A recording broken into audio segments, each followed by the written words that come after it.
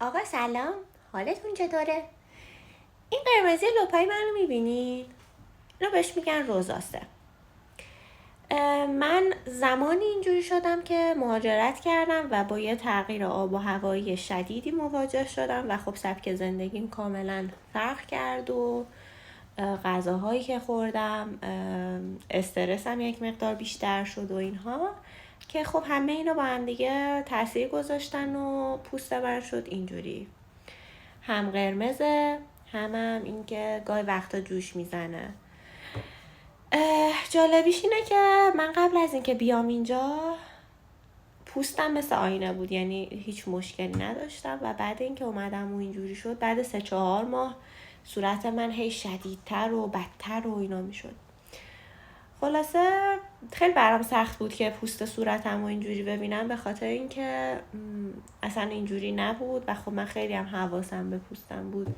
وقتی هم که اینجوری شدم هر چیزی رو که بگیرم امتحان کردم، آبرسان زدم، نمیدونم رفتم اینجا داروخونه گفتم که آقا من مشکل صورتم این مشکل رو پیدا کرده و اینا، به هم یه چند تا پماد دادن، اونم تأثیری نکرد دیگه. خلاصه تایم ایران اومدنم شد و رفتم ایران، رفتم دکتر پوست، خلاصه لیزر و اینها. همچنان که میبینید قرمزیش پا برجاست، جوش هم داره، ولی خب دیگه پذیرفتمش. واقعیت پذیرفتم که آقا قراره یک مدتی صورت من این شکلی باشه، چون دکترم هم به هم گفتش که ممکنه از این مثلا توی یه بازه زمانی باشه بعد خودش بره بدون هیچ درمان خاصی.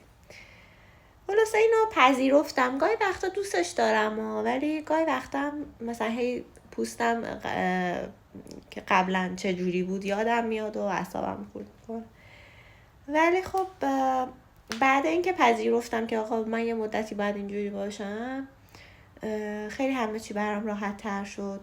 چیز خاصی هم نیستا، ولی خب میگم بر من که یه مقدار خب پوستم حالا هیچ مشکلی نداشت، یه مقداری سخت بود، ولی خب دیگه اینم میگذره دیگه کارش نمیتونم بکنم. ولی جالبه مثلا وقتایی که گرمم میشه قرمزیش بیشتر میشه، یا مثلا وقتی عصبانی میشم قرمزیش بیشتر میشه. این چیزاش هم با مزه است، مثلا هر کی میبینه میگه آی چه با مزه است لپات قرمزه، ولی خب از دید خودم با مزه نیست. ولی خب دیگه قبولش کردم دیگه، بیاین هر مشکلی که داریم قبولش کنیم، بهتر میشه نه؟